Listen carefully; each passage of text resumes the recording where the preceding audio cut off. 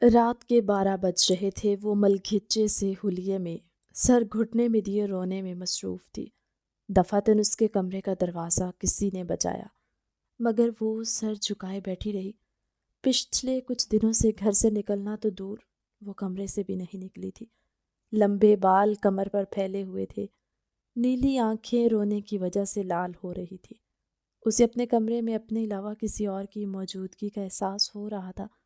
وہ قدموں سے پہچان چکی تھی کہ وہ کون ہے، یہ بھی جانتی تھی کہ وہ کیا بات کرنے آئے ہیں۔ وہ فرش کو گھور رہی تھی، تبھی اس شخص کے پاؤں نظر آئے۔ ٹھنڈ کی وجہ سے اس نے جرابیں پہن رکھی تھی، ایک جراب شاید استری کرتے وقت جھل گئی تھی۔ وہ شخص کروڑوں روپے کی جائیداد کا مالک تھا، مگر ہوئے ہاتھ کسی بھکاری کا خاکہ پیش کر رہے تھے۔ ہم کل پاکستان جا رہے ہیں، اپنا سامان باندھ لو۔ سفید داڑھی والا شخص نظریں جھکا کر لچکدار لہجے میں بولا۔ شاید وہ اسے موقع دے رہا تھا کہ وہ کچھ بول پائے، چاہے وہ نفرت میں بولے یا احترام میں۔ مجھے پاکستان سے نفرت ہے بابا جان، آپ بہت اچھے سے جانتے ہیں، وہ نفرت سے بولی۔ میں جانتا ہوں، مگر میں اب مزید یہاں نہیں رہ سکتا۔ ایک نہ ایک دن ہمیں اپنی اصل کی طرف لوٹ جانا ہے۔ یہ کہہ کر سفیر عالم رکے نہیں بلکہ کمرے سے چلے گئے۔ اگر ان کے گاؤں والے انہیں دیکھ لیتے تو پہچاننے سے انکار کر دیتے، کیونکہ انہوں نے اپنی عمر سے دگنی عمر کا حلیہ بنا رکھا تھا۔ کیا وہ زندہ ہے؟ شاید وہ زندہ ہے، مجھ سے جھوٹ بولا گیا ہے، وہ سامنے دیوار کو دیکھتے ہی بولی۔ اور پھر 2 دن بعد وہ اپنے بستر پر نیم دراز ہوئی۔ اتنے دن جاگنے کی وجہ سے اس کی کمر درد سے دوہری ہو رہی تھی۔ وہ گہری نیند میں تھی جب اسے اپنے اوپر کسی کے چلتے ہوئے ہاتھ محسوس ہوئے۔ وہ گھبرا کر اٹھ بیٹھی۔ کمرے میں نیم اندھیرا تھا، وہ پسینے سے شرابور تھی۔ گھبرا کر اٹھ بیٹھی۔ یکدم کھڑکی کھلی اور کوئی سایہ اندر داخل ہوا۔ وہ خوف زدہ ہو کر ابھی چیخ مارنے ہی لگی جب مقابل نے اس کے ہونٹوں پر ہاتھ رکھ دیا۔ تمہیں پاکستان جانا ہی ہوگا، وہ زندہ ہیں اور تم سے ملنا چاہتی ہیں، مقابل سمت کھڑے شخص نے گھمبھیر لہجے میں کہا۔ تو وہ خوف کے مارے سمٹ گئی۔ اگر وہ زندہ ہیں تو پچھلے 15 سالوں سے وہ کس کی قبر پر حاضری دے رہی ہے؟ کیا اسے جھوٹ بولا گیا؟ کیا اس کا باپ ہی اسے دھوکہ دے رہا ہے؟ ایسا نہیں ہے، وہ تڑپ کر دور ہوئی، مگر مقابل کھڑے شخص کے لبوں پر مسکراہٹ رنگ گئی۔ وہ اسے کمر سے پکڑتے ہوئے اپنے قریب کر چکا تھا۔ وہ کسی کٹھ پتلی کی طرح اس کے اشاروں پر چلتے ہوئے اس کے قریب جا کھڑی ہوئی۔ وہ اس شخص کے کندھوں تک آتی تھی۔ اس نے جہاں تک محسوس کیا تھا شاید وہ جم جاتا تھا، تبھی تو 65 کلو کی اس لڑکی کو آسانی سے اٹھا لیتا۔ چھوڑو مجھے، کون ہو تم؟ وہ ضد ہو کر بولی۔ تو اس شخص کا قہقہا کمرے میں گونجنے لگا۔ تم نے مجھے بہت تڑپایا ہے اور میں تم سے ایک ایک چیز کا بدلہ لوں گا۔ تمہارے باپ کے کیے کی سزا ملے گی۔ وہ اس کے کان میں سرگوشی کرتے ہوئے گردن تک آیا اور وہاں نشان چھوڑ گیا، جبکہ رباب کے منہ سے ایک سسکی نکلی۔ وہ اس کے مضبوط سینے پر مکے برسانے لگی، مگر وہ اسے کسی کھلونے کی طرح اٹھائے کھڑا تھا۔ تم یہ سب کیوں کر رہے ہو؟ مجھ سے دور رہو، وہ اٹک اٹک کر کہتے ہوئے اونچی آواز میں رونے لگی، جبکہ وہ اسے مضبوط باہوں کے حصار میں اٹھائے بیڈ پر پٹک چکا تھا۔ وہ خوف زدہ نگاہوں سے اس شخص کو دیکھ رہی تھی جس کی قربت سے پریشان اس نے سونا چھوڑ دیا تھا، کیونکہ وہ رات کی تاریکی میں اس کے کمرے میں آتا اور اس پر بلا وجہ کا حق جتا کر وہاں سے چلا جاتا۔ وہ ہزاروں سوال کرتی، مگر اسے ایک بھی جواب نہیں ملتا۔ اتنے دن بھوکی پیاسی رہنے کی وجہ سے وہ نڈھال ہو کر بیٹھی تھی، جبکہ مقابل نے لانگ کوٹ اٹھا کر دور پھینکا اور اس کی طرف بڑھا۔ وہ بدک کر دور ہوئی۔ میں تمہیں دیکھنا چاہتی ہوں، وہ ہاتھ آگے بڑھا کر اس کا ماسک کھینچنے لگی، مگر چاند کی روشنی میں اس نے اس شخص کی آنکھیں دیکھی۔ سبز آنکھوں میں شرارت ہلکورے لے رہی تھی، جبکہ وہ خوفزدہ ہو کر پیچھے ہٹی۔ وہ آنکھیں اس نے پہلے بھی کہیں دیکھی تھی، شاید بچپن کی کسی بھولی بھسری یادوں میں۔ کون ہو تم؟ میرا پیچھا چھوڑ دو، کیوں نہیں چھوڑ دیتے تم مجھ پر اس طرح حق نہیں جتا سکتے، وہ روتے ہوئے بولی۔ تو مقابل سمت شخص بغیر کوئی تاثر دیے خاموشی سے قریب آیا، اس کے ہاتھوں اور ٹانگوں پر دباؤ بڑھاتے ہوئے لبوں کو اپنی دسترس میں لے گیا، جبکہ وہ تڑپ کر دور ہونے کی کوشش میں ہلکان ہو رہی تھی۔ وہ اپنا کام کر کے دور ہٹا۔ کل تم نے پاکستان جانا ہے، آج کے لیے اتنا کافی ہے، پھر ملیں گے لٹل گرل۔ یہ کہہ کر وہ رکا نہیں، بلکہ اتنی سیکیورٹی میں بھی باحفاظت طریقے سے ان کے بنگلے سے نکلتا چلا گیا۔ وہ گھٹنوں میں سر دیے رونے لگی۔ اس کی شرٹ فرش پر پڑی ماتم گناہ تھی۔ وہ دوڑ کر آئی، اپنی شرٹ اٹھائی اور خود کو کمبل میں لپیٹ لیا۔ وہ یہاں محفوظ نہیں تھی۔ پچھلے 1 مہینے سے اس کی زندگی اجیرن ہو چکی تھی۔ وہ اس شخص کو نہیں جانتی تھی، مگر وہ اس کی ایک ایک بات پر نظر رکھتا تھا۔ صبح سے لے کر شام تک وہ کیا کرتی ہے، کیسے رہتی ہے، کیا کھاتی ہے، اسے ہر ایک چیز پتہ تھی، یہاں تک کہ اس کی سالگرہ کا وہ بھیانک دن بھی، جس دن اس نے سب کچھ کھو دیا۔ وہ خاموشی سے اٹھی اور 1000 اختلافات کے باوجود اپنی پیکنگ کرنے لگی اور باپ کو اطلاع دینے کے لیے اس کے کمرے میں چلی آئی، جہاں وہ پرانا البم سنبھالے پرانی یادوں میں کھوئے ہوئے تھے۔ وہ خاموشی سے آ کر ان کے قدموں میں بیٹھتے ہی گود میں سر رکھ گئی۔ سفیر عالم نے بیٹی کی یہ حالت دیکھی تو آگے بڑھ کر اس کے سر پر بوسہ دیا۔ مجھے پورا یقین ہے تم وہاں جا کر بہت اچھا محسوس کرو گی، سفیر عالم نے اسے تسلی دینے کے لیے کہا، تو وہ خاموشی سے ذرا سی سر کو جنبش دے کر بیٹھی رہی۔ اسے بہت خوف محسوس ہو رہا تھا۔ آج بھی وہ بھیانک یادیں اسے راتوں کو سونے نہیں دیتی تھی، اور اب اس شخص کی راتوں کی موجودگی نے اس کی نیندیں چرا لی تھی۔ ہلکے بڑھ رہے تھے اور وہ خود زردی مائل ہوتی جا رہی تھی۔ اس کے لمبے گھنے بال جو اس نے اپنی ماں سے وراثت میں چرائے تھے وہ گرنے لگے تھے۔ وہ ہو بہو اپنے باپ جیسی تھی، مگر اس کی نیلی آنکھیں اور لمبے براؤن بال اس کی ماں کا خاکہ پیش کرتے تھے۔ اسے اپنے بالوں سے بہت محبت تھی، مگر پچھلے کچھ مہینوں سے وہ خود کو پاگل محسوس کر رہی تھی۔ بابا فلائٹ کس ٹائم ہے؟ وہ بس اتنا بولی۔ پھر سفیر عالم سے ساری معلومات لے کر وہ اپنے کمرے میں آئی اور سکون سے سو گئی۔ وہ جانتی تھی کہ وہ شخص دوبارہ نہیں آئے گا، کیونکہ وہ اس کا کہا مان چکی تھی، وہ اسے پاکستان جانے کو کہہ چکا تھا۔ اتنے دن انکار کے باوجود اس نے اس شخص کی بات مان لی تھی، جس کو دیکھ کر اس کو گلا دبانے کا من کرتا تھا۔ وہ خاموشی تھی یا شاید کر دی گئی تھی۔ صبح وہ لوگ پاکستان کے لیے نکل گئے۔ اتنے عرصے بعد پاکستان آ کے اسے ایسے محسوس ہو رہا تھا جیسے وہ اب تک کسی غار میں قید تھی اور اسے رہائی کا پروانہ مل گیا ہو۔ وہ لوگ پارکنگ میں آئے تو ان کے چچا مراد عالم ان کا انتظار کر رہے تھے۔ ہماری گڑیا تو بہت بڑی ہو گئی ہے، وہ رباب کے سر پر ہاتھ پھیرتے ہوئے بولے تو وہ آسودہ سی مسکراہٹ کے ساتھ سر جھکا گئی، جبکہ وہ آنسو چھپاتے ہوئے گاڑی میں جا بیٹھے۔ دونوں بھائی باتوں میں مشغول تھے، جبکہ رباب اپنے بھائی کو دیکھ رہی تھی جو اس سے بڑا تھا اور اس وقت خواب خرگوش کے مزے لے رہا تھا۔ وہ اس کو دیکھ کر رش کر رہی تھی، جو گاڑی میں بھی سکون سے سو رہا تھا اور اسے اپنے بیڈ پر بھی نیند نہیں آتی تھی۔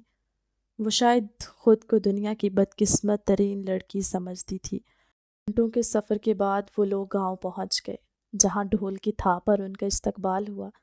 وہ یہ سب دیکھ کر حیران تھی۔ بہت سارے لوگ جمع ہو چکے تھے۔ سفیر عالم کے باہر نکلتے ہی اسے بہت سارے ہار پہنائے جانے لگے۔ وہ سب سے خوش اسلوبی سے گلے مل رہے تھے۔ روحان جاگا تو وہ بھی خوشی خوشی باہر کو نکل گیا اور ڈھول کی تھاپ پر ان لوگوں کے ساتھ روایتی رقص کرنے لگا، جبکہ وہ بڑی دلچسپی سے یہ منظر دیکھ رہی تھی۔ سرائیکی اس کی سمجھ سے باہر تھی، مگر وہ اس وقت انہیں دیکھ کر اچھا محسوس کر رہی تھی۔ بڑی مشکل سے گاؤں والوں نے ان کی گاڑی کو راستہ دیا تو وہ لوگ حویلی پہنچے، جہاں اماں سائیں خوش دلی سے آگے بڑھی، آپ کو اپنے سینے میں بینچ لیا۔ بہت عرصے سے اسے ماں جیسا لمس محسوس ہوا۔ اپنی دادی جان کے گلے لگ کے وہ خوب روئی۔ میں نے آپ کو بہت یاد کیا دادی جان، وہ روتے ہوئے بولی تو سلطانہ بیگم نے اس کے ماتھے پر بوسہ دیا۔ 15 سال لگ گئے میری بیٹی کو آنے میں، سلطانہ بیگم پوتی کو سینے سے لگاتے ہوئے بولی۔ جب پوتے پر نظر پڑی تو فوراً آگے بڑھی اور اس کے گلے لگ گئی۔ رباب یہ منظر بڑی محبت سے دیکھ رہی تھی۔ اس نے فوراً کیمرہ نکالا اور ایک تصویر لی جس میں اس کا خاندان کئی برس بعد اکٹھا ہوا تھا۔ وہ سب مسکرا رہے تھے۔ زارا، بچے بہن کو اندر لے جاؤ۔ آسمان پر بادل چھا چکے تھے۔ سلطانہ بیگم نے پوتی کو حکم دیا کہ وہ رباب کو اندر لے جائے۔ وہ نئی تھی اور ان کے ہاں سرائیکی بولی جاتی تھی۔ وہ کچھ بھی سمجھ نہیں پا رہی تھی۔ زارا فوراً آئی اور اسے اندر لے جانے لگی۔ وہ مسلسل سرائیکی بول رہی تھی۔ جب یکدم چپ ہوئی، مجھے لگتا ہے تمہیں سرائیکی نہیں آتی۔ وہ حیران ہوئی تھی جب رباب نے فوراً اس بات میں سر ہلایا۔ کوئی بات نہیں، میں ہوں نا، تمہیں سکھا دوں گی۔ یہ کہہ کر زارا اسے اپنے کمرے میں لے آئی اور پھر اس کے سبھی کزنز وہیں جمع ہو گئے۔ شمائلہ آپی کا پرسوں نکاح ہے اور آج ہم سب شاپنگ پر جا رہے ہیں۔ زارا جو رباب کی ہم عمر تھی وہ پرجوش ہو کر بولی تو رباب کو بہت اچھا محسوس ہوا۔ وہ ان سب میں گھل مل گئی تھی۔ پہلی بار اسے اپنا آپ بہت محفوظ محسوس ہوا۔ آپ بھی پنک کلر کا سوٹ پہن رہی ہیں تو کیوں نہ ہم سب بلیک کر لیں؟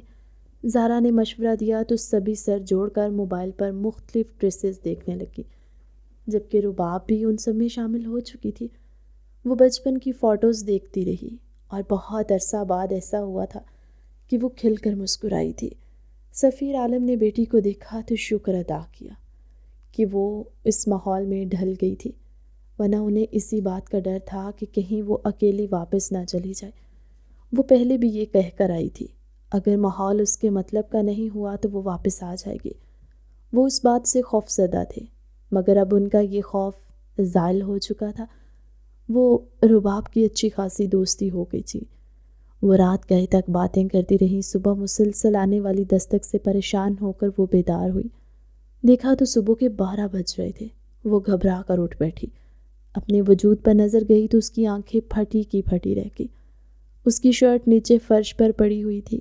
وہ نہ جانے وہ شخص کون تھا جو نہ تو اس کے سامنے آ رہا تھا اور نہ ہی اس کا پیچھا چھوڑا تھا۔ بالکنی کی کھڑکی کھلی ہوئی تھی جہاں سے تازہ اور ٹھنڈی ہوا آ رہی تھی۔ وہ خوف سے آنکھیں میچے دروازے تک آئی، چادر کو اچھے سے اپنے گرد لپیٹا اور دروازہ کھول دیا۔ زارا مسکراتے ہوئے اندر داخل ہوئی۔ کھانا ٹیبل پر سجا دیا، جلدی سے ناشتہ کر لو پھر شاپنگ پر چلتے ہیں، وہ مسکراتے ہوئے بولی اور وہاں سے چلی گئی، جبکہ رباب اس ناشتے کو دیکھنے لگی۔ وہ اتنا ہیوی ناشتہ کرنے کی عادی نہیں تھی، مگر کئی برس بعد دیسی کھانا سامنے دیکھ کر وہ خاموشی سے صوفے پر بیٹھ گئی۔ روحان بھی وہیں چلا آیا۔ ان دونوں بہن بھائیوں نے ساگ کا ذائقہ چکھا تو داد دیے بغیر نہ رہ سکے۔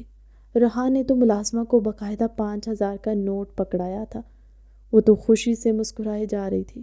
ناشتہ کرتے ہی وہ دونوں باہر آ گئے، جہاں عزیز اور اجمیر ان دونوں کا انتظار کر رہے تھے۔ روحان، جلدی آؤ، سب چلے گئے ہیں، تم ڈرائیونگ تو کر لو گے؟ اجمیر نے مصروف سے لہجے میں کہا تو وہ نفی میں سر ہلا گیا۔ میرے پاس فی الحال ڈرائیونگ لائسنس نہیں ہے، مسئلہ نہ بن جائے۔ روحان نے گھڑی کی طرف دیکھتے ہوئے کہا تو اجمیر مسکرایا۔ میرے ہوتے ہوئے بھلا کیا مسئلہ ہوگا، چلو تم، عزیز نے مسکراتے ہوئے کہا تو روحان نے رباب کی طرف دیکھا جو موبائل پر مصروف تھی۔ ارے لالا، پریشان مت ہو، آپ ASP کی گاڑی میں جا رہے ہیں، کسی کی ہمت نہیں روک سکے، عزیز نے فخری انداز میں کالر جھاڑتے ہوئے کہا تو روحان حیران ہوا۔ اسے لگتا تھا یہاں لوگ پڑھے لکھے نہیں ہیں، مگر یہاں سب تعلیم یافتہ تھے۔ اسے یہ جان کر شوق لگا تھا۔ وہ چاروں گاڑی میں سوار ہوئے اور جلد ہی بوتیک پہنچ گئے۔ زارا نے پہلے ہی سوٹ پسند کر لیا تھا اور اب ایک ساڑی اٹھائے رباب کے پیچھے چل رہی تھی۔ مجھے لگتا ہے کہ تم پر بہت سوٹ کرے گی، کیا خیال ہے؟ زارا نے وہ ساڑی اس کے کندھے پر رکھتے ہوئے کہا تو وہ سوچ میں پڑ گئی۔ ویسے پنک آپ پر زیادہ سوٹ کرے گا۔ اجمیر نے سب سے نظریں چراتے ہوئے اس کے کان میں سرگوشی کی تو وہ بھدک کر دور ہٹی۔ سب بلیک لے رہے ہیں تو میں بھی بلیک لوں گی، وہ سر جھکا کر بولی اور کاؤنٹر تک آئی، مگر پیمنٹ ہو چکی تھی۔ وہ حیران ہوئی، ہر کوئی اپنی پیمنٹ خود کر رہا تھا اور اس کی پیمنٹ نہ جانے کس نے کی تھی۔ روحان کا سمجھ کر وہ سر جھٹک کر ساڑی پیک کرنے کو بول کر گاڑی میں آ گئی۔ سبھی کزن شاپنگ کر چکے تھے، بھوک سے سب بے حال تھے۔ اجمیر نے گاڑی اپنے دوست کے ریسٹورنٹ کے سامنے روکی۔ سبھی کی بھوک چمک اٹھی۔ وہ سب جانتے تھے کہ وہ شہر کا بیسٹ ریسٹورنٹ ہے۔ سبھی مین ایریا کی طرف چلے گئے، جبکہ رباب کا دل نہیں کر رہا تھا کہ وہ خاموشی سے گاڑی میں بیٹھی رہی۔ ابھی سب لوگ گئے ہی تھے جب اس کی نظر سڑک کے اس پار کھڑے ویگو ڈالے پر پڑی، جس کی بونٹ سے ٹیک لگائے کھڑا شخص کوئی اور نہیں، وہی تھا جس نے اسے پریشان کر رکھا تھا۔ اس نے ابھی بھی ماسک پہنے تھا۔ پہلی بار اس کے بال دکھائی دیے۔ اس کی رنگت گندمی مائل تھی۔ وہ شاہانہ چال چلتے ہوئے رباب کی طرف بڑھنے لگا، جبکہ وہ خوفزدہ ہو کر گاڑی کھولنے لگی، مگر گھبراہٹ میں ہینڈل اس کے ہاتھ سے پھسل رہا تھا۔ اس سے پہلے وہ باہر نکلتی وہ وہاں تک آ پہنچا تھا۔ سائیں، کیا حال ہے؟ پاکستان آنے میں کوئی تکلیف تو نہیں ہوئی؟ وہ خالص سرائکی میں بولتے ہوئے اسے حیران کر گیا، جبکہ وہ خوفزدہ ہو کر اسے دیکھ رہی تھی۔ جب وہ لندن میں آیا تھا تب اس کے لہجے سے لگتا تھا کہ وہ سرائکی ہے، مگر اب وہ جس لہجے میں بول رہا تھا وہ دنگ رہ گئی تھی۔ اسے پہلی بار سرائکی زبان اتنی خوبصورت لگی، مگر وہ شخص ہمیشہ اسے اپنی قربت سے پریشان کر دیتا تھا۔ وہ گھبرا کر پیچھے ہٹنے لگی، جبکہ وہ گاڑی میں بیٹھا اور اسے غور سے دیکھنے لگا۔ جیسے ہی رباب نے تھوڑا پیچھے ہونا چاہا، اس شخص نے اس کے گرد گھیرا تنگ کرتے ہوئے اپنے سینے میں بھینچ لیا۔ اس نے ہمیشہ کی طرح وہی خوشبو لگا رکھی تھی۔ رباب کو اپنا آپ مدہوش ہوتے ہوئے محسوس ہوا۔ نہ جانے کیوں وہ اس شخص کی قربت میں بے بس ہو جاتی تھی، اور پھر وہ جو بھی کرتا وہ خاموش رہتی۔ آج اس نے سوچ لیا تھا کہ وہ اپنا دفاع کرے گی۔ اسے دھکا دینے ہی لگی جب وہ اس پر حق جتاتے ہوئے اسے کچھ بھی بولنے سے روکا، جبکہ سانس نہ آنے کی صورت میں وہ پھڑ پھڑا کر رہ گئی۔ جیسے ہی اجمیر دور سے آتا ہوا دکھائی دیا، رباب گھبرا گئی۔ دوسری طرف منہ کر کے اپنا دوپٹہ درست کیا۔ جیسے اسے جانے کو بولنے لگی، وہ وہاں سے پہلے جا چکا تھا۔ نہ جانے وہ انسان تھا یا کوئی اور مخلوق۔ وہ جیسے آتا اچانک غائب ہو جاتا۔ سامنے والا ویگو ڈالا بھی نہیں کھڑا تھا، جس کی بونٹ سے وہ شخص ٹیک لگائے کھڑا تھا۔ کئی بار تو رباب کو یہ وہم ہونے لگا، اس کے دیے ہوئے زخم اسے یاد دلاتے کہ وہ آ کر جا چکا ہے۔ رباب نے بے دردی سے اپنا چہرہ صاف کیا اور رونے لگی۔ تبھی اس کا موبائل بج اٹھا۔ اس نے انجان نمبر دیکھ کر کال اٹھانا مناسب نہیں سمجھا اور اجمیر کو دیکھنے لگی، جو کھانا لیے اسی طرف آ رہا تھا۔ تم ایسا کرو، یہیں بیٹھ کر کھا لو، مجھے تمہاری طبیعت کچھ ٹھیک نہیں لگ رہی۔ اجمیر نے اسے تنقیدی نظروں سے دیکھتے ہوئے کہا تو وہ نظریں جھکا گئی۔ وہ کھانا رکھ کر چلا گیا۔ شاید وہ جانتا تھا کہ وہ اس ماحول میں ایڈجسٹ نہیں کر پا رہے۔ زارا بھی وہیں چلی آئی۔ رباب کی آنکھوں میں آنسو دیکھ کر وہ گھبرا گئی تھی۔ کیا بات ہے رباب، تم روئی ہو؟ زارا نے اس کے آنسو پونچھتے ہوئے کہا تو وہ جذباتی ہو کر اس کے گلے لگ گئی۔ کچھ نہیں، وہ ذرا سی آنکھ لگ گئی تھی اور پھر بہت ڈراؤنا خواب دکھا۔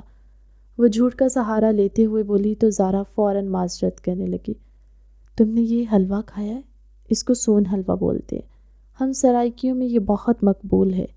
زارا نے سوہن حلوہ اسے کھلاتے ہوئے کہا تو وہ سچ میں اسے بہت پسند آیا۔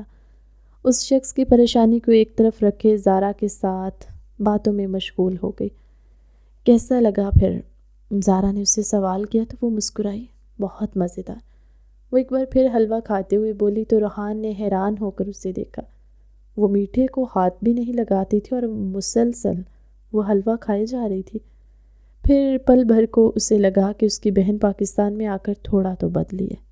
شاید یہ بدلاؤ مثبت تھا یا پھر منفی، یہ آنے والا وقت بتانے والا تھا۔ کیوں نہ آج ہم گیدرنگ رکھ لیتے ہیں، سب مل کر سوہن حلوہ بنائیں گے، زارا نے پرجوش ہو کر کہا تو سب نے حیران ہو کر اسے دیکھا۔ تمہیں کھانا بنانا بھی آتا ہے؟ رباب نے پریشانی سے سوال کیا تو وہ مسکرائی۔ اس نے ایک بار روٹی بنائی تھی، وہ کتے نے بھی نہیں کھانی تھی۔ آفاق اچانک بولا تو زارا نے اسے خفگی سے گھورا، جبکہ وہ کھسیانہ ہو کر مسکرانے لگا۔ رباب پہلی بار مسکرائی تھی۔ سب کزنز کا سارے راستے مذاق چلتا رہا۔ جب وہ کمرے میں آئی تو زارا نے حیران ہو کر اس کی ساڑی دیکھی۔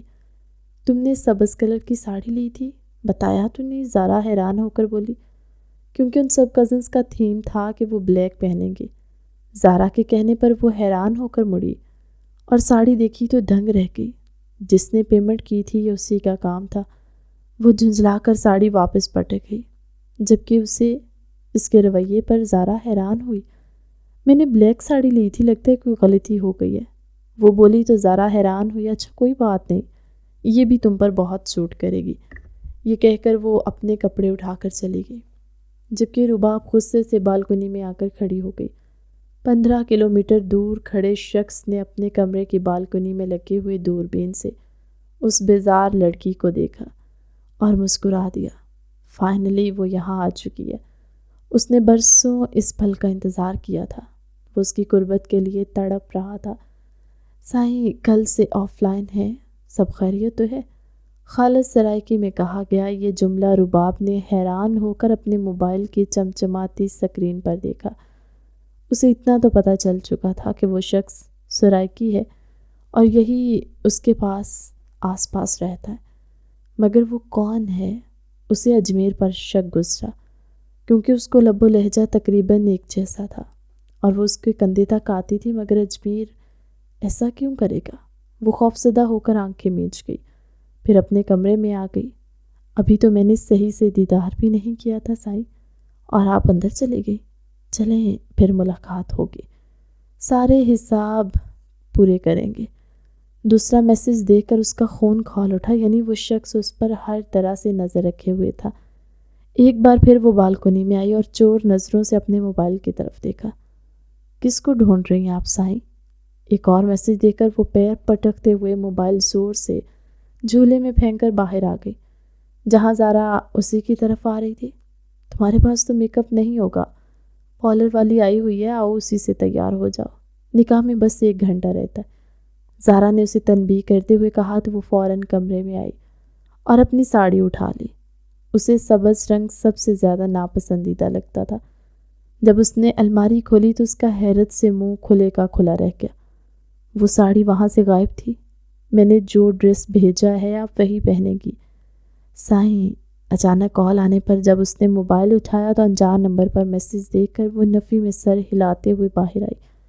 ملازمہ بھاگتے ہوئے اس کا پارسل لے آئی تھی۔ جی بی بی جی دیکھیں اس پر کیا لکھا ہے۔ ملازمہ گھبرائی سی بولی تو وہ مسکرا دی، یہ میرا پارسل ہے، آپ جائیں۔ وہ ملازمہ کو نرمی سے کہتے ڈریسنگ ٹیبل تک آئی۔ اسے غصہ تو بہت آ رہا تھا، مگر وہ کسی کو شک نہیں ہونے دے سکتی تھی۔ وہ یہاں نئی تھی، نہیں چاہتی تھی کوئی اس کے بارے میں برا سوچے یا اس کے کردار کو لے کر کوئی بات ہو۔ اس نے وہ ساڑی نکال کر دیکھی تو پنک کلر کا فراک بہت خوبصورت تھا۔ وہ اس شخص کی پسند کی داد دیے بغیر نہ رہ سکی، مگر وہ یہ نہیں پہننے والی تھی۔ وہ فراک وہیں پھینک کر الماری کی طرف آئی اور ایک سمپل سا بلیک جوڑا نکالا اور اسے پہن کر شمائلہ کے کمرے میں چلی آئی، جہاں پارلر والی اسے تیار کر چکی تھی۔ بہت خوبصورت لگ رہی ہو۔ حویلی میں سبھی ملازمین متحرک نظر آ رہے تھے، کسی کو اپنا بھی ہوش نہیں تھا۔ آدھے گھنٹے میں انہیں شادی ہال کے لیے نکلنا تھا، جہاں نکاح ہونا قرار پایا تھا۔ وہ خاموشی سے پارلر والی کے سامنے جا بیٹھی جو اسے تیار کر رہی تھی۔ تیار ہونے کے بعد وہ باہر آئی تو اس کے موبائل پر کوئی نوٹیفیکیشن نہیں تھا۔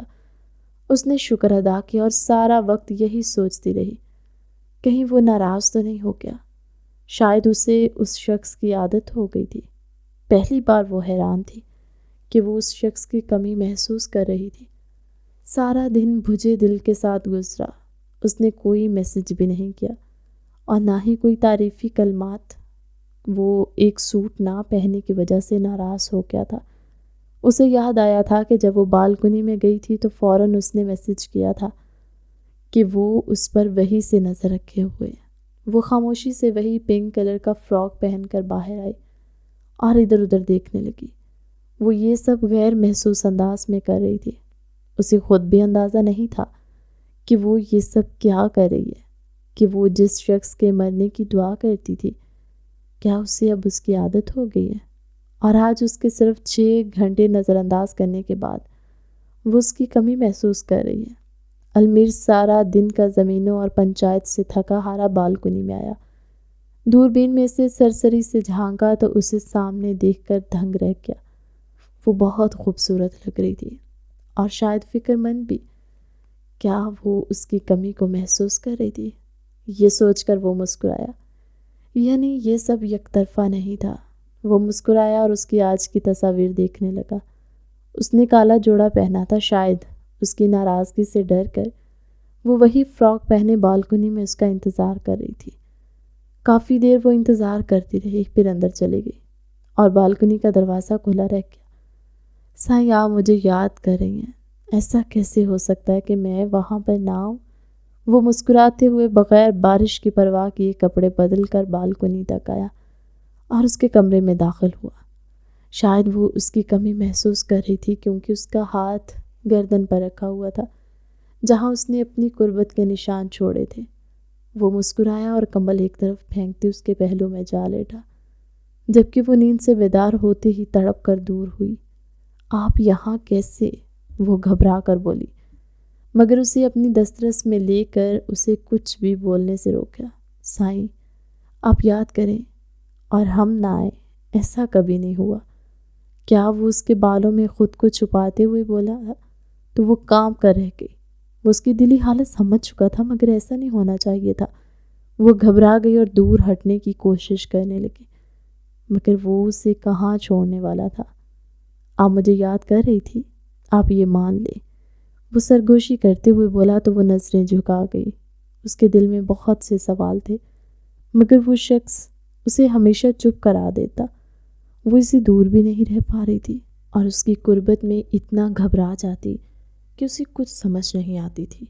وہ بہت باتیں کرتا تھا، یہ شاید اسی کے سامنے بولتا تھا۔ وہ کافی دیر وہیں رہا، جب جانے لگا تو رباب نے اس کا ہاتھ تھام لیا۔ کون ہیں آپ؟ وہ اتنا ضد ہو کر بولی تو وہ مسکرایا، آگے بڑھ کر اس کے کان کے قریب آیا۔ اپنے باپ سے پوچھنا کہ المیر خانزادہ کون ہے۔ اگر انہوں نے تمہیں سچ بتا دیا تو میں مان جاؤں گا کہ تمہارے باپ نے تمہیں دھوکہ نہیں دیا۔ یہ کہہ کر وہ جانے ہی لگا تھا جب وہ چادر اوڑھ کر اس کے پیچھے چلی گئی۔ میں تمہیں دیکھنا چاہتی ہوں، وہ نڈر لہجے میں بولی تو وہ حیران ہوا۔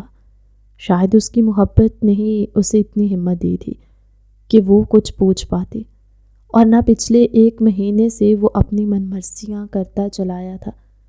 سائیں آپ کا حکم سر آنکھوں پر، وہ گمبھیر لہجے میں کہتے ذرا سا سر جھکا کر بولا تو رباب اس کی اتنی فرما برداری پر حیران رہ گئی۔ جب اس نے ماسک ہٹایا تو وہ دیکھ کر دنگ رہ گئی۔ اتنا وجیح مرد، اس پر جان چھڑکتا تھا۔ اسے اپنی آنکھوں پر یقین نہیں آ رہا تھا۔ وہ منہ کھولے اسے دیکھ رہی تھی۔ وہ بہت خوبصورت تھا۔ پہلی بار وہ اسے دیکھ کر دنگ رہ گئی۔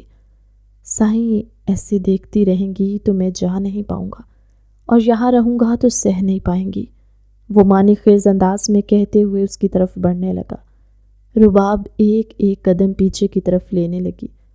کل باغ میں ملاقات ہوتی اور وہی سوٹ پہن کر آنا جو میں نے دیا تھا، وہ سرگوشی کے انداز میں کہتے ہوئے خدا حافظ کہہ کر اس کے گال کے قریب آیا اور اس کے لبوں سے چھو کر وہ مسکراتے ہوئے وہاں سے چلا گیا، جبکہ وہ اس کے گال میں پڑنے والے گھڑوں میں کھو گئی تھی۔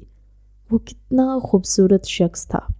اس نے دنیا گھومی تھی، مگر اتنا خوبصورت مرد اس نے آج تک نہیں دیکھا تھا۔ کیا وہ سچ میں اسے دیکھ چکی تھی؟ اسے یقین نہیں آ رہا تھا۔ وہ خواب کی کیفیت میں صوفے پر آ کر بیٹھ گئی۔ صبح تختہ ہوتی کمر کے ساتھ وہ بیدار ہوئی تو زارا اس کے کمرے میں آ چکی تھی اور اسے اب باہر جانے کو بول رہی تھی۔ ہم باغ کی طرف جا رہے ہیں، وہاں جھولے لگے ہوئے ہیں، تم نے کہا تھا نا کہ تم ساتھ چلو گی، چلو پھر جلدی سے تیار ہو جاؤ۔ جبکہ وہ سست روئی سے چلتی ہوئی واش روم میں آ گئی، شیشے میں اپنا عکس دیکھا تو دنگ رہ گئی۔ اس کی گردن پر وہ شخص اپنی قربت کا نشان چھوڑ گیا تھا۔ شرم کے مارے وہ جلدی سے فاؤنڈیشن سے اس نشان کو چھپانے لگی۔ اسے بہت غصہ آ رہا تھا، مگر وہ حسین لمحے یاد کر کے شرم کے مارے اس کے گال لال ہو رہے تھے۔ جلدی چلو، سب ہمارا انتظار کر رہے ہیں، زارا باہر سے چلائی، جبکہ رباب حیران ہو رہی تھی کہ وہ پہلے سے کیسے جانتا تھا کہ وہ آج باغ جانے والی ہے۔ شدید حیرت میں وہ باہر آئی اور کپڑے بدل کر زارا کے ساتھ چلی آئی۔ بہت عرصے بعد اس نے کوئی پاکستانی لباس پہنا تھا، اچھے سے چادر اوڑھنے کے بعد وہ گاڑی میں بیٹھی سرگوشیوں میں باتیں کرنے لگی۔ 1 مہینے بعد شمائلہ کی شادی تھی اور ابھی سے ہی حویلی میں تیاریاں چل رہی تھی۔ وہ تھوڑی تھوڑی سرائکی بولنا سیکھ رہی تھی، اور جب سے اس نے المیر کو دیکھا تھا وہ سرائکی سیکھنے پر کچھ زیادہ ہی توجہ دے رہی تھی۔ زارا کو بھی حیرانی ہوئی۔ وہ سب باغ میں آ گئے۔ مالی کو وہاں سے بھیج دیا گیا۔ اجمیر اور روحان اس کے ساتھ آئے۔ وہ سب مختلف درختوں پر لگے پھل دیکھ رہے تھے، جبکہ وہ خاموشی سے ایک کونے میں آ کر بیٹھ گئی۔ ٹھنڈی ٹھنڈی ہوا اس کے چہرے پر پڑ رہی تھی۔ نہ جانے کیوں اسے سامنے والے پھول اپنی طرف متوجہ کر رہے تھے۔ وہ جوتے اتار کر شبنم سے تر گھاس پر چھوٹے چھوٹے قدم لیتے ہوئے ملکوں کی حدود سے نکل کر خانوں کے گاؤں میں آ گئی تھی۔ اس نے ابھی پھول کو توڑا ہی تھا جب اسے اپنی کمر پر کسی کے ہاتھ محسوس ہوئے۔ وہ گھبرا کر پیچھے ہٹی جب سامنے اسے المیر مسکراتا ہوا دکھائی دیا۔ سائیں، طبیعت کیسی ہے؟ وہ اس کے گال کو ہاتھ لگاتے ہوئے بولا تو وہ ادھر ادھر خوف زدہ ہو کر دیکھنے لگی اور فوراً دور ہٹی۔ آپ یہاں کیا کریں گے؟ وہ گھبرا کر بولے، جبکہ المیر مسکرایا تھا۔ کون کون آیا ہے؟ وہ باغ میں جھانکتے ہوئے بولا، جبکہ وہ اسے دھکا دیتے ہوئے بڑے سے درخت کے سامنے لے آئی۔ پاگل ہو گئے ہیں، کوئی دیکھ لے گا، وہ گھبرا کر بولی۔ ابھی تک وہ اس رشتے کو نہیں سمجھ پائی تھی۔ وہ جانتی تھی یہ تعلق ٹھیک نہیں ہے، مگر اس سے اس قربت کی عادت ہو گئی تھی۔ وہ گناہ سمجھتے ہوئے بھی خود کو اس کے پاس جانے سے روک نہیں سکتی تھی، اس حقیقت سے انجان کہ وہ دونوں ایک دوسرے کے محرم تھے، مگر رباب اس بات سے انجان تھی۔ کوئی بات نہیں، صالح صاحب سے ملاقات ہو جائے گی۔ وہ ذرا آگے ہو کر جھانکنے لگا تو وہ ناراضگی سے وہاں سے جانے لگی۔ جب وہ پریشان سے اسے بازو سے پکڑ کر اپنے قریب اس کوٹھری نما چھوٹے سے کمرے میں لے آیا جہاں ٹیوب ویل کا سامان وغیرہ رکھا ہوا تھا۔ سائیں، آج خیر ہے؟ وہ اس کے وجود پر نظریں گاڑتے ہوئے بولا۔ وہ پاکستانی لباس میں بہت مہذب لگ رہی تھی، جبکہ المیر نے دل پر ہاتھ رکھے اسے دیکھنے میں محو تھا۔ اسے اپنے سینے میں اترتی ہوئی محسوس ہو رہی تھی۔ کیوں، کیا ہوا؟ وہ ناراضگی سے نظریں پھیر کر بولی تو المیر اس کی اس ادا پر دل و جان سے فدا ہوتے ہوئے اسے اپنی دسترس میں لے گیا، جبکہ وہ پھڑ پھڑا کر رہ گئی تھی۔ وہ جا بجا اس کے چہرے پر اپنا لمس چھوڑ رہا تھا، جبکہ وہ اس کی قربت میں نڈھال گرنے ہی لگی تھی جب المیر نے آگے بڑھ کر اسے باہوں کے حصار میں لیتے ہوئے دیوار سے پن کیا۔ وہ سسک رہی تھی، جبکہ وہ باز آنے کو تیار نہیں تھا۔ چھوڑے، وہ محض ایک لفظ بول کر نظریں جھکا گئی، جبکہ وہ اس کا کیا مانتے ہوئے دور ہٹا۔ اتنے سے آپ کا سانس پھول جاتا ہے، پتہ نہیں ساری رات کیسے برداشت کریں گی، وہ بے باکی سے کہتے ہوئے اسے دیکھنے لگا، جبکہ شرم کے مارے وہ سر جھکا گئی، جبکہ وہ اس کی صدا پر دل و جان سے فدا ہوتے ساری دوریاں مٹا گیا۔ کافی دیر اسے باتیں کرنے کے بعد وہ اپنا آپ چھڑاتے ہوئے باغ کی طرف بھاگی تھی، جبکہ وہ موبائل کی طرف اشارہ کر گیا۔ وہ وہاں آئی تو ریحان اور اجمیر پاگلوں کی طرح اسے ڈھونڈ رہے تھے۔ کہاں چلی گئی تھی؟ اجمیر نے آگے بڑھ کر سوال کیا تو وہ نفی میں سر ہلا گئی۔ کہیں تم خانوں کی زمینوں میں تو نہیں چلی گئی تھی؟ اجمیر خوفزدہ ہو کر بولا، جبکہ ریحان نے حیران ہو کر اسے دیکھا۔ اس میں کون سی بڑی بات ہے؟ ریحان کے کہنے پر اجمیر نے سر پکڑ لیا۔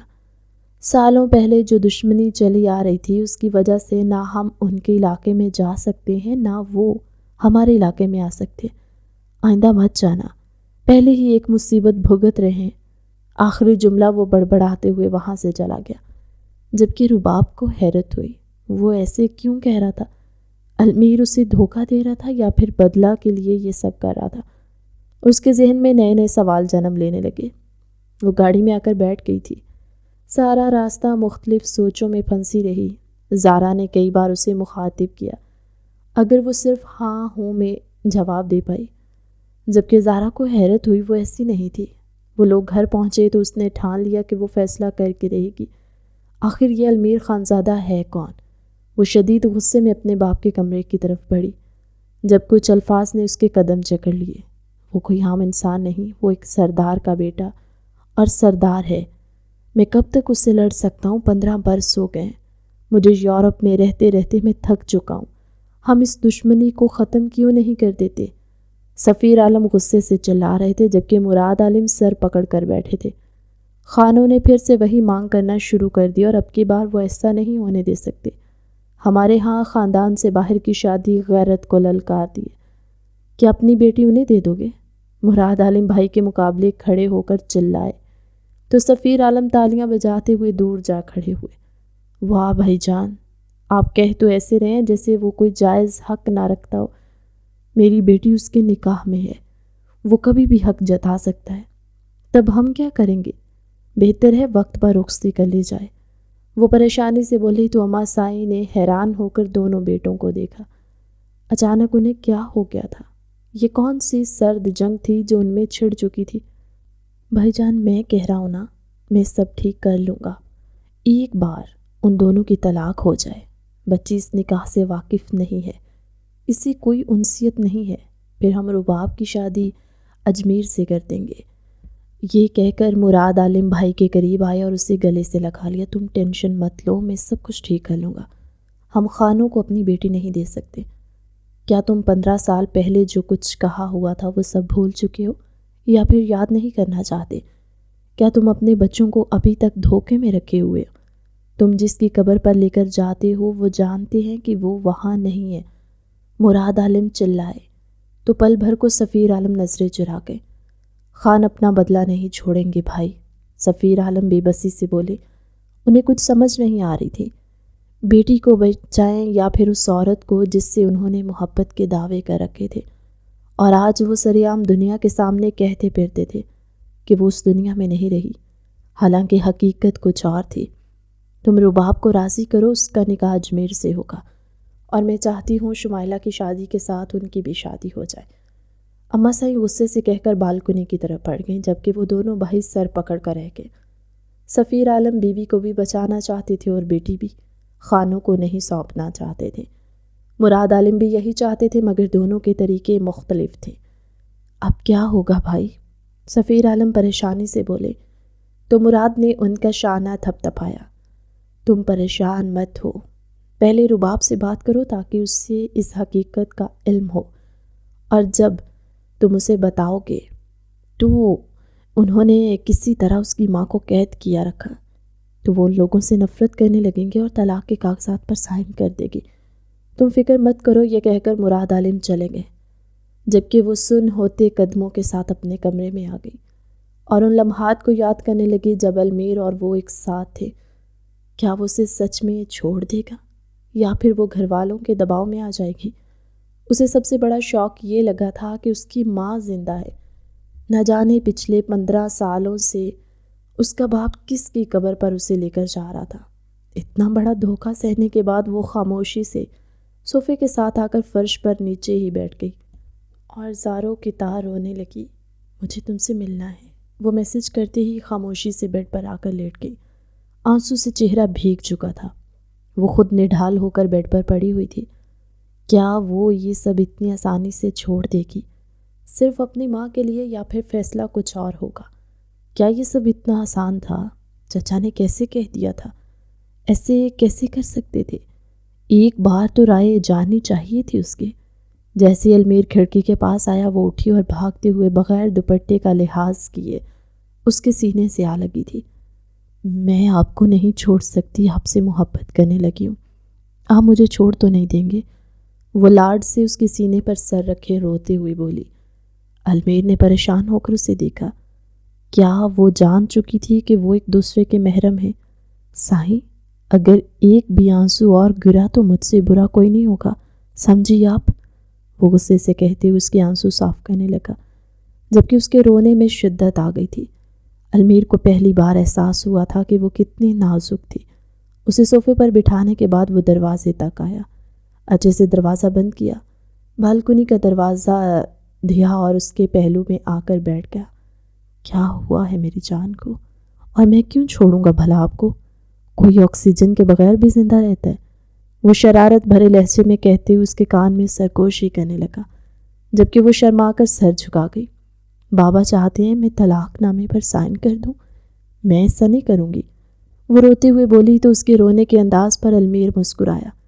وہ کسی چھوٹی بچی کی طرح زاروں کی طرح رو رہی تھی جس سے اس کی پسندیدہ گڑیا چھین لی گئی ہو۔ ایسا کبھی نہیں ہوگا، جب تک میں زندہ ہوں میں ایسا نہیں ہونے دوں گا، آپ پریشان نہ ہوں۔ وہ اس کے گال سے آنسو کے قطرے اپنی انگلیوں کے پوروں پر چنتے ہوئے محبت سے بولا۔ تو وہ نفی میں سر ہلا گئی۔ وہ سب مجھے مجبور کریں گے اور میری ماں آپ کے گھر؟ وہ اچانک سوال دہراتے ہوئے بیچ میں ہی رک گئی اور سوالیہ نظروں سے علمیر کو دیکھنے لگی، جو نظریں چرا گیا تھا۔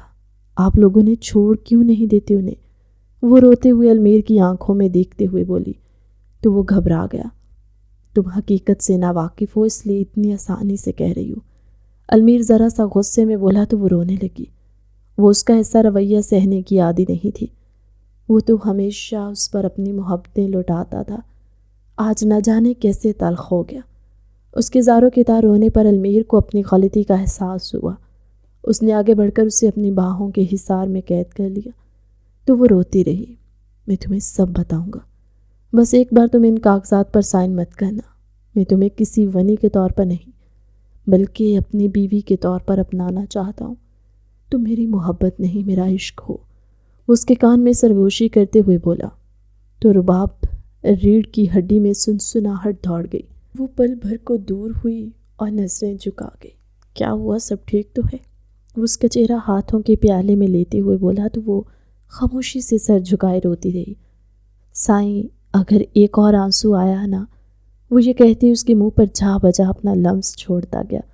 وہ نڈھال ہو کر دور ہوئی اور فوراً آنسو صاف کیے۔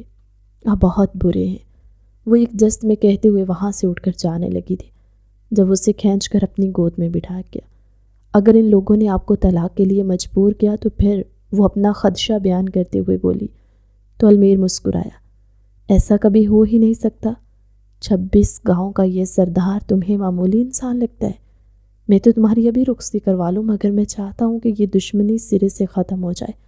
میں تھک چکا ہوں، وہ بے بسی سے بولا تو رباب آگے بڑھ کر اس کے ماتھے کا پسینہ صاف کرتے ہوئے اس نے لبوں سے چھوا۔ وہ آنکھیں موند کر اسے محسوس کرنے لگا۔ پہلی بار پورے حق کے ساتھ اپنا حق جتا رہی تھی وہ، اسے کیسے منع کر سکتا تھا؟ البتہ اس کا بھرپور ساتھ ضرور دے سکتا تھا۔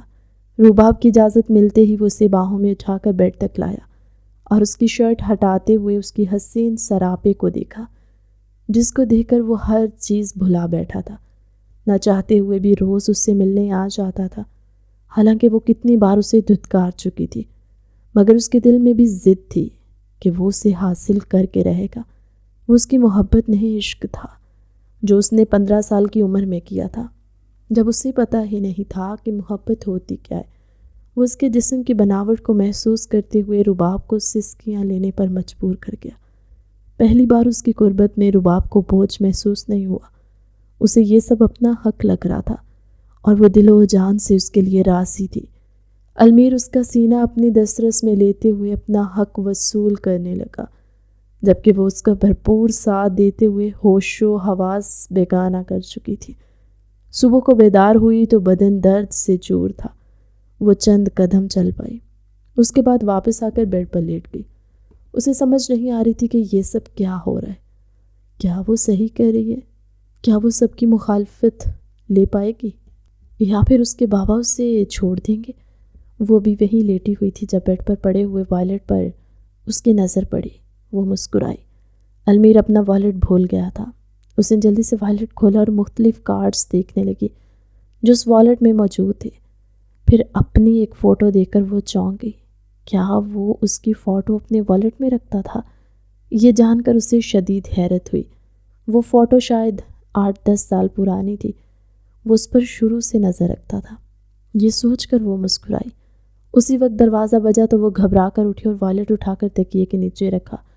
کمرہ سمیٹا، اپنے حلیے پر نظر دڑائی تو فوراً چادر اوڑھ کر دروازے تک آئی۔ ہمیشہ کی طرح اسے لگا کہ زارا ہے، مگر وہ زارا نہیں تھی، وہ اجمیر تھا جو اسے بات کرنے آیا تھا۔ وہ ہچکچائی، اسے سمجھ نہیں آیا کہ کیا اسے اندر بلانا چاہیے یا نہیں، مگر وہ باہر ہی کھڑا رہا۔ تمہیں اماں سائیں بلا رہی ہیں، انہیں تم سے کچھ بات کرنی ہے، یہ کہہ کر وہ مسکرایا اور وہاں سے چلا گیا۔ وہ بہت خوش دکھائی دے رہا تھا۔ ایسی کون سی بات ہے جو اجمیر جیسا کھڑوس آدمی مسکرا رہا ہے؟ وہ دل میں سوچ کر رہ گئی۔ پھر جلدی سے واش روم آئی، کپڑے بدلے، منہ دھویا اور اماں سائیں کے کمرے کی طرف آ گئی، جہاں سارا خاندان جمع ہو چکا تھا۔ پہلی بار وہ اپنی پھوپھو سے ملی، ان کا رویہ کافی سخت محسوس ہوا تھا، یا پھر وہ محسوس کر رہی تھی۔ وہ سر جھٹک کر اپنے باپ اور بھائی کے درمیان آ کر بیٹھ گئی۔ ریحان کافی خوش نظر آ رہا تھا۔ یہاں سب خیریت ہے؟ وہ اٹک اٹک کر بولی تو اما سائی نے مسکرا کر اسے اپنے پاس بلایا اور اپنے کنگن اتار کر اس کے ہاتھوں میں ڈالے۔ وہ گھبرا کر انہیں دیکھنے لگی۔ جہاں تک اسے یاد تھا تو اس طرح تو ان کے ہاں منگنی کی رسم ادا کی جاتی تھی۔ یہ سب کیا ہو رہا ہے دادی جان؟ یہ کنگن کس کے ہیں؟ وہ اما سائی کہنے سے گریز کرتے ہوئے ان کو ان کا رتبہ یاد دلوا گئی تھی، تو انہوں نے بھی کافی حیرت سے دیکھا۔ اجمیر اور تمہاری منگنی کی رسم ہے، اور اس کے ساتھ زارا اور ریحان کی۔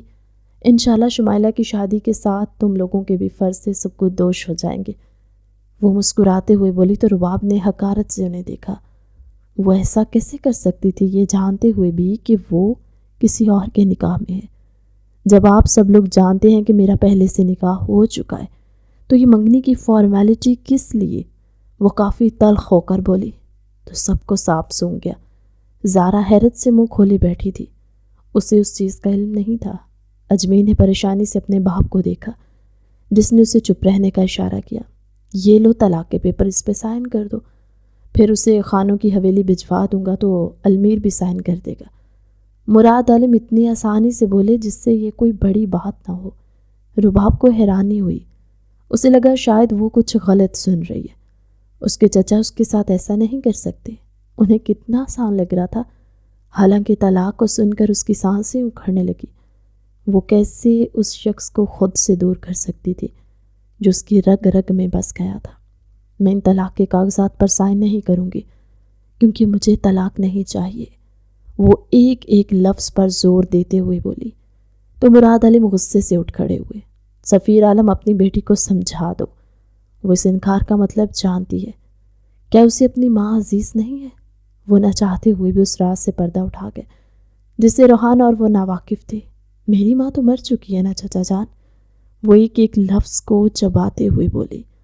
اما سائی نے بڑے غور سے اس لڑکی کو دیکھا، ان سے انہیں ہمیشہ بغاوت کی بو آتی تھی۔ وہ کبھی ان گھسی پٹی روایات پر چلنے کی قائل نہیں تھی، اور آج بھی وہی سب کر رہی تھی جو اس کی ماں نے کیا تھا۔ اس نے بھی طلاق نامے پہ سائن نہیں کیے تھے۔ تم بھول گئی ہو 15 برس پہلے انہوں نے تمہاری ماں کے ساتھ کیا کیا؟ تم ابھی بھی ان کا دفاع کر رہی ہو۔ مراد عالم چلائے تو پل بھر کو وہ ڈری، مگر پھر فوراً نڈر ہو کر بولی، چچا جان انہوں نے تو جو کیا سو کیا، آپ نے اپنے بھائی کے ساتھ کیا کیا یہ میں بتاؤں یا آپ سب کو بتائیں گے؟ وہ کمال ڈٹھائی کا مظاہرہ کرتے ہوئے بولی۔ اسے نہیں پتا تھا کہ اس کے چچا نے کیا کیا تھا، المیر نے اسے اتنا ہی بتایا تھا، اور وہ یہ کہتے ہوئے غصے سے چچا کو دیکھنے لگی۔ اسے سمجھ نہیں آ رہا تھا چچا پوچھیں گے تو کیا جواب دے گی۔ میں نے جو کیا اس کی بھلائی کے لیے کیا تھا، اگر وہ یہاں رک جاتا تو وہ خان تمہیں اور ریحان کو مار دیتے۔ میں اپنے بھائی کا گھر نہیں اجاڑ سکتا تھا۔ وہ بولے تو سفیر عالم نے پریشانی سے انہیں دیکھا۔ یہ سب کیا چل رہا تھا؟ برسوں پہلے وہ قتل آپ سے ہوا تھا اور آپ نے بابا جان کا نام لگا دیا۔ حقیقت میں شمائلہ آپی کو ونی میں جانا تھا، لیکن آپ نے چال چلی اور مجھے ونی میں دے دیا۔ المیر اور میرا نکاح تو ہو گیا، پھر آپ نے ایک اور چال چلی، یوں میری ماں اپنے میکے واپس لوٹ گئی، نہ ادھر کی رہی نہ ادھر کی۔ اور میرا باپ جو میری ماں کو قصوروار سمجھتا ہے کیونکہ اس نے طلاق نامے پر سائن کر دیے تھے، حالانکہ آپ غور کریں تو وہ سائن میری ماں کے نہیں ہیں، وہ سب ایک جھوٹ تھا۔ پھر جب میرے بابا میری ماما سے ملنے گئے تب آپ نے ان پر حملہ کروایا اور یہ ظاہر کروایا کہ یہ خانوں کا حملہ ہے۔ میرے باپ کو میری ماں سے بدسن کر دیا۔ بعد میں انہیں یہ خبر پہنچائی کہ وہ مر چکی ہے، حالانکہ وہ زندہ تھی۔ نہ جانے اسے یہ سب کہاں سے پتہ چلا۔ اسی وقت المیر کے میسج پڑھ کر وہ غصہ ہو گئی، اور جو اس نے بتایا وہ ہو بہو بتاتی چلی گئی۔ وہ نہیں جانتی تھی وہ ایسا کیوں کر رہی ہے، مگر وہ اب تھک چکی تھی ان نفرتوں کے بیچ۔ وہ بیزار ہو گئی تھی۔ اس کے چچا جو مخلص ہونے کا دعویٰ کرتے تھے مگر اپنی راجدھانی بچانے کے لیے کتنا کچھ کر چکے تھے۔ میں آ رہا ہوں، تمہیں فکر کرنے کی ضرورت نہیں ہے۔ المیر کے میسج نے اسے خوفزدہ کر دیا۔ کیا ایک بار پھر وہ بھیانک رات آنے والی تھی جس رات میں 2 خاندانوں کے بیچ خون کی ہولی کھیلی گئی؟ وہ گھبرا گئی اور سب کو دیکھنے لگی۔ مراد عالم نے آگے بڑھ کر اس کے چہرے پر ایک تھپڑ مارا تھا۔ وہ لڑکھڑاتے ہوئے دروازے پر جا لگے۔ سفیر عالم گھبرا کر اٹھے تھے تو ریحان غصے سے چچا کی طرف بڑھا۔ آپ میری بہن پر اس طرح ہاتھ نہیں اٹھا سکتے۔ وہ دھاڑا تو مراد عالم نے اس کی طرف حقارت سے دیکھا۔ تمہاری بہن ہماری عزت کا جنازہ نکالتی پھر رہی ہے۔ کون ہے یہ لڑکا؟ مراد عالم نے اس کے ہاتھ سے موبائل کھینچتے ہوئے المیر کی چیٹ کھولی تو ریحان نے پریشانی سے بہن کی طرف دیکھا۔ کون ہے یہ؟ وہ غصے سے اسے گھور رہا تھا۔ میں کسی کی عزت کا جنازہ نہیں نکال رہی، شوہر ہے میرا، اور میں کم از کم اپنی ماں کی طرح آپ کے کہے میں نہیں آؤں گی، اور نہ ہی اپنی زندگی آپ کی ان روایات کے لیے برباد کروں گی۔ یہ کہہ کر وہ رکی نہیں، وہاں سے جانے ہی لگی جب سفیر عالم اپنے دل پر ہاتھ رکھتے ہوئے نیچے گر گئے۔ وہ جس عورت سے محبت کے باوجود نفرت کا دعویٰ کرتے رہے، وہ بے قصور تھی۔ قصوروار تو اس کا مخلص بھائی تھا جو یہ سب کرتا آیا تھا۔ نہ جانے ان سے کیا چھپایا گیا تھا۔ وہ روتے ہوئے نیچے بیٹھ گئے۔ درد کی شدت سے دل پھٹا جا رہا تھا۔ ربا بھاگی اور باپ کا سر اپنی گود میں رکھ لیا۔ ریحان نے فوراً گاڑی نکالی۔ ابھی وہ لوگ گیٹ تک آ ہی رہے تھے جب المیر پنچایت کے سرداروں اور اپنے گارڈز کے ساتھ وہاں داخل ہوا۔ مجھے ابھی اسی وقت رخصتی چاہیے۔ وہ دھاڑا تو مراد عالم غصے سے آگے بڑھے۔ تم نے ہمارے خاندان ٹکڑوں میں بانٹ دیا، میں تمہیں چھوڑوں گا نہیں۔ وہ گن اٹھائے آگے بڑھے مگر المیر نے انہیں فوراً سنبھال لیا۔ میں آپ کی عمر کا لحاظ کر رہا ہوں، ورنہ گن چلانی مجھے بھی آتی ہے۔ وہ غصے سے دھاڑا۔ ہر طرف خاموشی چھا گئی۔ سفیر عالم دل پر ہاتھ رکھے اپنے ہوش و حواس سے بیگانہ ہو چکی تھی، مگر المیر ان کو گاڑی کو وہاں سے جانا ہی نہیں دے رہا تھا۔ زہرا بھاگ کر قرآن لے آئی تھی۔ اسی وقت 2 منٹ کے اندر اندر ان کی رخصتی ہوئی اور وہ لوگ سفیر عالم کو لے کر ہسپتال پہنچے۔ سارا دن کوریڈور میں بیٹھنے کے بعد ڈاکٹر باہر نکلے تو وہ بھاگتی ہوئی ڈاکٹر کے پاس آئی۔ ڈاکٹر انکل، میرے بابا کی طبیعت کیسی ہے؟ وہ سفیر عالم کے بہترین دوست ڈاکٹر شہاب سے پوچھتے ہوئے کمرے کی طرف بھاگی۔ اس نے جواب سننا بھی مناسب نہیں سمجھا۔ اس کے بابا نکاہت کے مارے بستر پر لیٹے ہوئے تھے۔ انہیں ہارٹ اٹیک آیا تھا۔ وہ ان کے ہاتھ چومتے ہوئے رونے لگی۔ بابا، میں جان چکی ہوں، آپ کی کوئی غلطی نہیں تھی، ساری غلطی چچا کی تھی، مجھے معاف کر دیجیے، لیکن میں المیر کو نہیں چھوڑ سکتی۔ یہ کہہ کر وہ رونے لگی۔ سفیر عالم نے آگے بڑھ کر اس کے سر پر ہاتھ رکھا۔ بیٹی، مجھے اس رشتے سے کوئی اعتراض نہیں، بلکہ میں خود تم لوگوں کی دھوم دھام سے شادی کرواؤں گا۔ یہ کہہ کر سفیر عالم خاموش ہو گئے۔ المیر مسکراتا ہوا اندر داخل ہوا۔ انکل، مجھے آپ سے یہی امید تھی، میں پھوپھو کو لے آیا ہوں، وہ آپ سے ملنا چاہتی ہے، ان کی کوئی غلطی نہیں تھی، یہ سب سفیر عالم کا کیا دھرا ہے۔ میں بہت پہلے کلیئر کر دینا چاہتا تھا مگر مجھے موقع نہیں ملا۔ کتنی دفعہ ہی میں نے آپ سے ملاقات کرنے کی کوشش کی مگر ہر بار سفیر عالم بیچ میں آ گئے اور یہ غلطیاں بڑھتی چلی گئی۔ المیر ان کا ہاتھ تھامتے ہوئے بولا تو وہ مسکرانے لگے۔ درد ایک طرف مگر اپنی بیٹی کی خوشی انہیں سب سے زیادہ عزیز تھی۔ ابھی وہ لوگ وہیں بیٹھے باتیں کر رہے تھے جب سفینہ بیگم سر جھکائے کمرے میں داخل ہوئی۔ وہ بہت کمزور ہو چکی تھی، اتنی کہ سفیر عالم پہچان بھی نہیں سکے۔ یہ وہی سفینہ ہے جس کے لیے وہ اپنے خاندان سے بغاوت کر کے تھے۔ سفینہ شرمندگی سے ان کے پاس آ کر بیٹھ گئی۔ مجھے احساس ہے میں نے اپنے حق کے لیے نہ لڑ کر اچھا نہیں کیا، کاش میں اس وقت ایک بار آپ سے بات کر لی تھی۔ میرے بھائیوں نے جو مجھے کہا میں نے اس پر اعتبار کر لیا۔ روتے ہوئے بولی تو وہ ان کا ہاتھ تھام لی۔ سفینہ، تمہاری غلطی نہیں تھی، تم تو عورت تھی، لیکن میں تو مرد تھا، تمہارے لیے سٹینڈ لے سکتا تھا، مگر میں بھائی کی باتوں میں آ گیا۔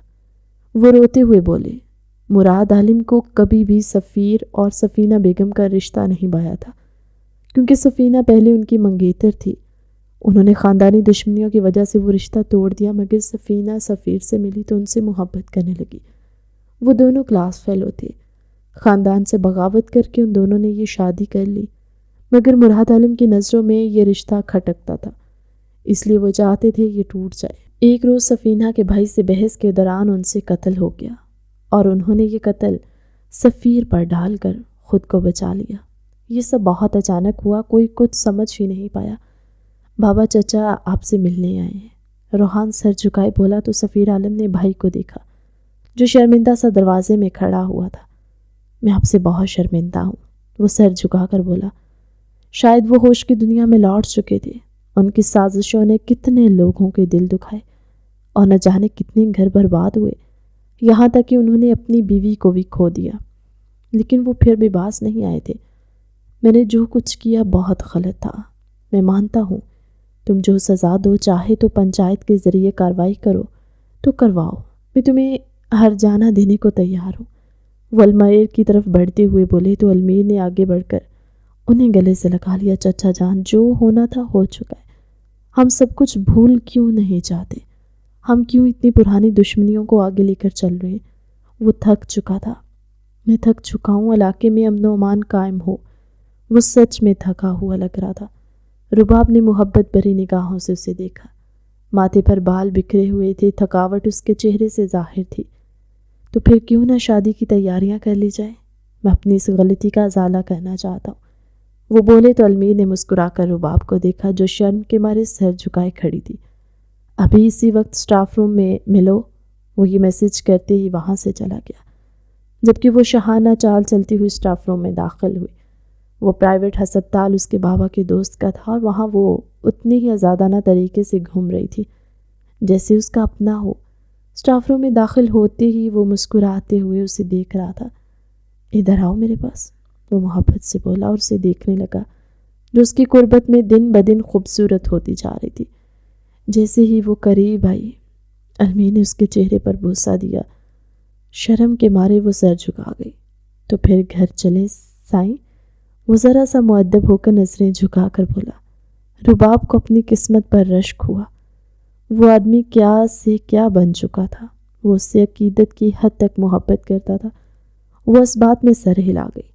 وہ اس کا ہاتھ تھام کر باہر لے آیا۔ سفیر عالم کو کل چھٹی ملنی تھی اور وہ اپنی اماں سائیں سے رباب کو ملوانا چاہتا تھا، اس لیے اسے لے کر گھر آ گیا۔ سب کچھ ٹھیک ہو چکا تھا، دشمنی ختم ہو چکی تھی۔ وہ جس معمولی سی دشمنی سے وہ ڈرتے آئے تھے، وہ چند جملوں کی مار تھی۔ وہ بہت خوش تھا کیونکہ اس نے اپنے باپ سے جو وعدہ کیا تھا اسے نبھایا تھا۔